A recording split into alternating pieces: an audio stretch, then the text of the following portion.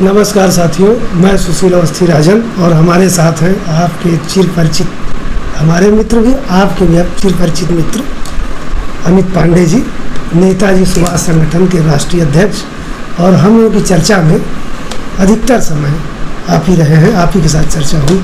चर्चाएं तो बहुत लोगों के साथ शुरू हमने करी हैं, लेकिन ज़्यादा हम लोग टिक पाए जो, तो वो लग रहा है कि आप लोग भी चूँकि उसको लाइक करते हैं। सबसे बड़ा कारण तो ये है कि इस चर्चा को आप पसंद करते हैं।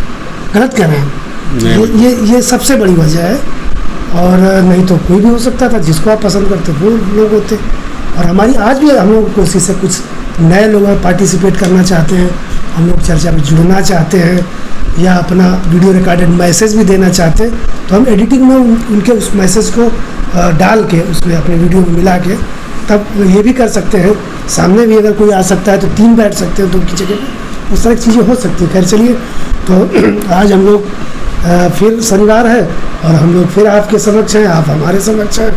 और विषय वस्तु, अभी कल आपने देखा होगा, कल हमारे उत्तर प्रदेश को परसों शाम को रात में नया चीफ सेक्रेटरी मिल गया।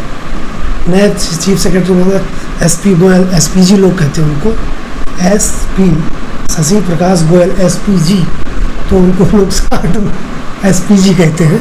अच्छा, एसपीजी का कोई निगेटिव निहितार्थ भी नहीं। एसपीजी का मतलब है कि स्पेशल प्रोटेक्शन ग्रुप, जो अभी तक फेमस है एसपीजी वर्ड। गलत कह रहे हैं, बिल्कुल तो स्पेशल प्रोटेक्शन उत्तर प्रदेश को एक अतिरिक्त सुरक्षा, तो मुख्यमंत्री की सुरक्षा तो हासिल है, लेकिन एक वरिष्ठ अधिकारी, एक बेहतरीन अधिकारी जो चर्चा में है, अच्छे अधिकारियों में है एसपी गोयल साहब। और बड़ी प्रशंसा होती है, लंबे समय से वो अपर मुख्य सचिव मुख्यमंत्री हैं। तो मुख्यमंत्री जी उनको क्यों रखे? मैं सबसे बेहतरीन जो आईएएस है, जो स्क्वाड है उत्तर प्रदेश में आईएएस का, उसमें जो सबसे बेहतरीन है, तभी तो उनको सजा के संवार के लंबे समय से, इतने दिन से अपने निकट रखे हुए हैं। और वो मुख्यमंत्री के एसीएस रहे हैं। और अब उनको जो चार्ज मिला है, एक हिसाब से कह सकते हैं आईएएस की सबसे बड़ी पोस्ट उत्तर प्रदेश की, है ना, मुख्य सचिव, सीएस, चीफ सेक्रेटरी।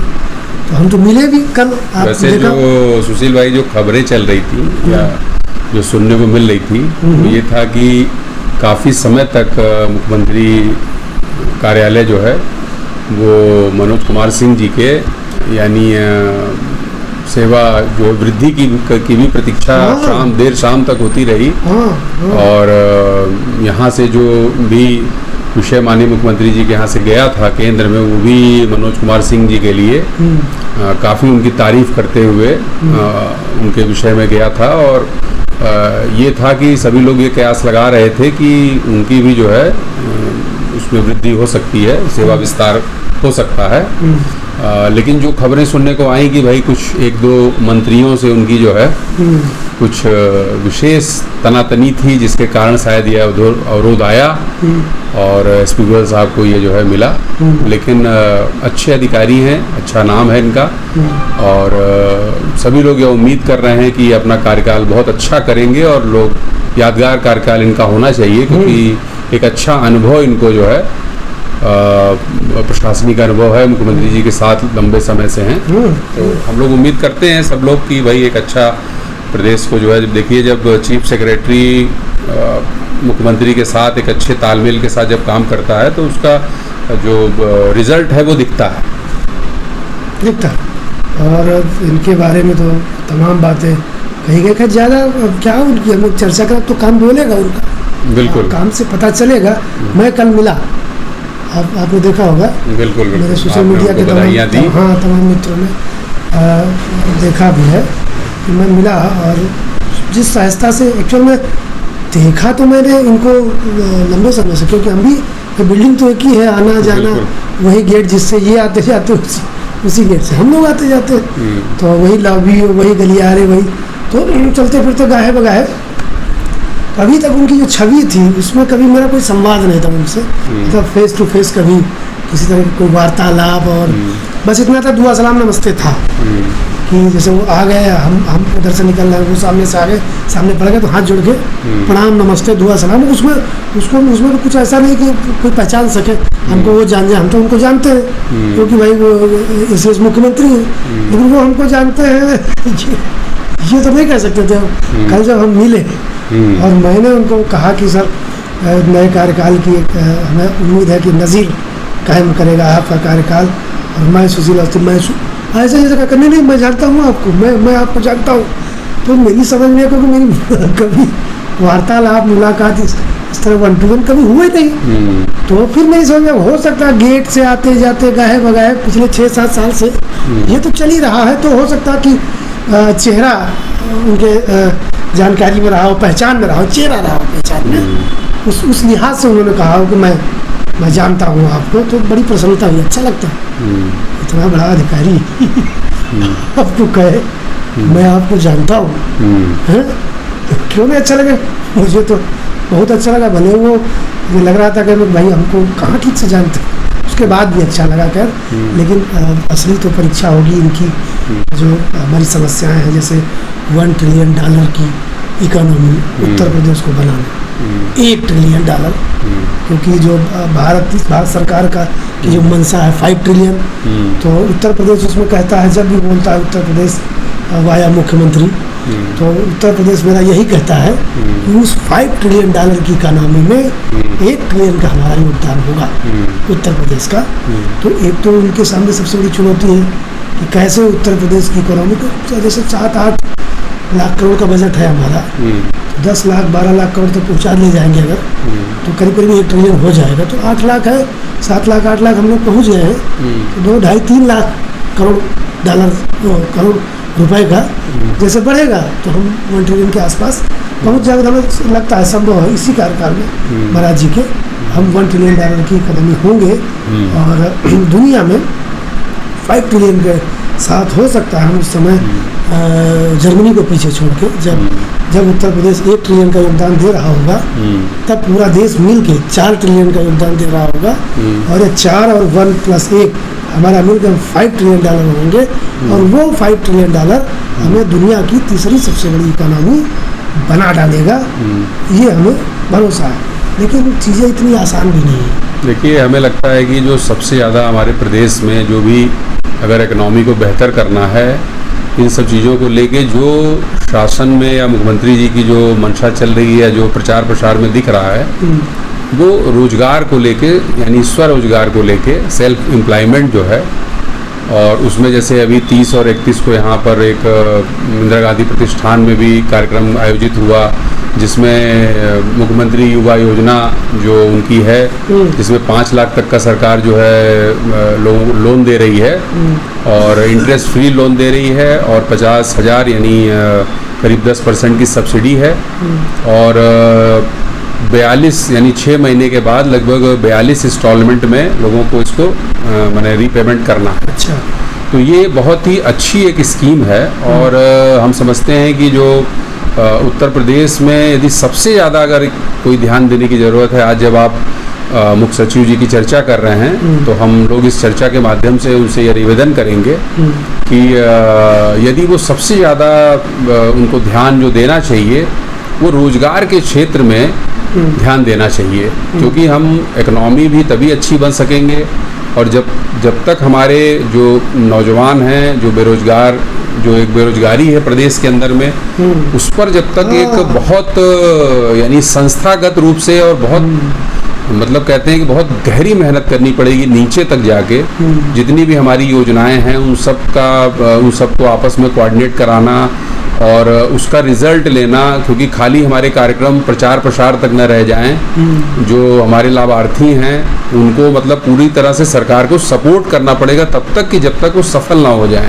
ऐसा नहीं कि सिर्फ हम उनको लोन दे दें और हम आंकड़ों में रहे कि भाई हम इतना लोन दे दिया, इतने लोगों को हमने ये कर दिया। ये देखना कि वो सफल कैसे हों, उन्हें उन नौजवानों को जिनको हम उंगली पकड़ रहे हैं उनको हम एक सफलता के लेवल तक ले जाएं। सरकार को इस स्तर तक जिम्मेदारी लेनी पड़ेगी, और एक बार जब एक माहौल बनेगा तो उसका असर आगे भी पड़ेगा। तो हम समझते हैं कि नए जो हमारे मुख्य सचिव हैं उनको रोजगार के क्षेत्र में से जुड़ी हुई जितनी योजनाएं सरकार की हैं, ODOP योजना हो गई या ये मुख्यमंत्री युवा योजना हो गई या अन्य जो भी योजनाएं हैं, उनको बहुत विशेष मॉनिटरिंग करनी चाहिए और हम समझते हैं कि इससे उनकी काफ़ी शोहरत होगी और प्रदेश भी आगे बढ़ेगा। बिल्कुल बिल्कुल बिल्कुल। और भाई सरकार देखो, सरकार का क्या है, जैसे मुख्यमंत्री हैं या जो सरकार है हमारी, उसका क्या है, उसका तो योजना बनाना काम है, योजना बना देना और संविधान बना के लागू कर देना। लेकिन वो ज़मीन पे धरातल पे कितना लागू हो पा रहा है, इम्प्लीमेंट हो पा रहा कि नहीं हो पा रहा, और योजना जो हमारा लाभार्थी है जो अंतिम पायदान पे जो बैठा है वहाँ तक वो योजना पहुँच पा रही कि नहीं पहुँच पा रही। तो मुझे लग रहा है महत्वपूर्ण रोल तो चीफ सेक्रेटरी का होता है, और उस रोल को अगर हम कहें तो मुख्यमंत्री से कमतर नहीं होता है। बिल्कुल, मुख्यमंत्री से कमतर रोल नहीं होता है चीफ सेक्रेटरी का। तो हमें लगता है कि और दूसरी एक और समस्या है सबसे बड़ी, शासन में अगर इस पे चीफ सेक्रेटरी साहब निगाह डाल सके कि कुछ IAS हैं जो बड़े क्षमतावान हैं, प्रतिभावान हैं, लेकिन वो जब से महाराज जी की सरकार बनी है तब से वो अंधेरे में साइडलाइन किए गए, हाशिए पे हैं, और 6-7 साल में उनका नंबर नहीं है। और प्रतिभावान है क्या कि वो जिद्दी है, जो प्रतिभावान होगा कोई तो कमी होगी उसमें, जिसके अंदर प्रतिभा है कोई तो नखरे हैं उसके जो उठाने पड़ेंगे। मीठा नहीं बोलेगा वो, हाँ में हाँ नहीं मिलाएगा, उसकी अपनी योजनाएं हैं, उसके काम करने का तरीका अपना होता है। तो इस तरह के तमाम IAS, तमाम IPS जो प्रदेश के विकास में, प्रदेश की सुव्यवस्था की स्थापना में अपना अहम रोल अदा कर सकते हैं, ऐसे तमाम IAS जो पर्दे के पीछे कर दिए गए, अंधेरे में डाल दिए गए, भेदभाववश कर दिए गए, है ना। तो ये हुआ है पक्षपात, शायद आप भी मानते हो कि ये पक्षपात यहाँ ISS में किया गया, अभी तक होता रहा उनके साथ। तो ये तलाश है हमारे चीफ सेक्रेटरी साहब कि कौन IAS है जो महाराज जी की जब से सरकार आई है तब से वो साइड लाइन है। तो अगर दो चीज़ें हो सकती हैं, या तो सरकार भी सही हो सकती है कि वो पात्र नहीं था कहीं सही जगह पे भेजने का सेवा ले, तो उसको हटा दीजिए। क्यों सरकारी पैसा, हम लोगों का टैक्स का पैसा बर्बाद कर रहे हो, व्यक्ति अयोग्य है IAS, तो अंधेरे में कूड़े में करकट में डाल के क्यों हमारा पैसा है उसको हटा के मुक्त कर दीजिए, ऐसी कोई योजना बना दीजिए।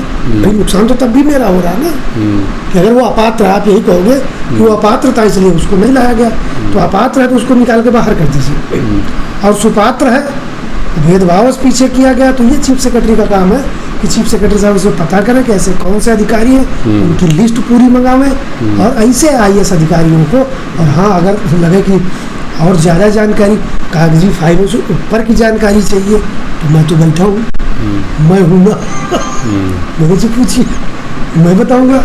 2-4-10 को तो मैं जानता हूँ, गलत कर रहे हैं, तो मैं कह रहा हूँ चीफ सेक्रेटरी साहब मैं बता दूंगा भाई फला फला फला, आप उनकी पत्रावलियाँ चेक कर लिए, अगर कोई अनियमितता नहीं उनकी सर्विस में है कि वो तो आपको पता होगा। लेकिन हमें इतना पता है कि जब से महाराज जी की सरकार बनी तब से वो सजा भुगत रहे, उनकी सजा खत्म होने का नाम नहीं ले रही है। तो ऐसी कौन सा अपराध उन्होंने कर दिया है उन IAS महोदयों ने, है कि 7 साल में अब लगा 10 गुजर जाएंगे, नंबर ही नहीं आएगा उनका, बेचारे रिटायर तक हो जाएंगे, हैं। तो मैं ये भी प्रार्थना करूँगा, और अगर मुलाकात फिर होगी, अच्छा होगी उसमें क्या रोना, मुलाकात तो होगी, चलते फिरते गाए बगाए, तो मैं चीफ सेक्रेटरी साहब से ये आग्रह करूँगा कि ऐसे IAS की, ऐसे IPS की, ऐसे PCS अधिकारियों की एक लिस्ट है पूरी, आप बनवाइए, निकालिए कि जब से महाराज जी की सरकार आई है तब से वो हाशिए पे। तो क्या कारण है, अगर हाशिए पे रखने का कारण समझ में आए तो रखिए, कंटिन्यू रखिए, लेकिन अगर उनके साथ भेदभाव हो रहा है तो उसको ख़त्म करके उनको मुख्य धारा में लाइए और उत्तर प्रदेश के विकास में उनका इस्तेमाल कीजिए। बिल्कुल सही। तो बंद किया जाए आज। हाँ, अच्छी सार्थक चर्चा हुई। इस चर्चा को इसी उस बात के साथ हम लोग ख़त्म कर सकते हैं कि जैसा कि हम लोगों ने चर्चा में कहा कि भाई जो हमारी लोकतांत्रिक व्यवस्था है उसमें व्यवस्थापिका और कार्यपालिका इन दोनों के तालमेल से बहुत अच्छा काम होता है।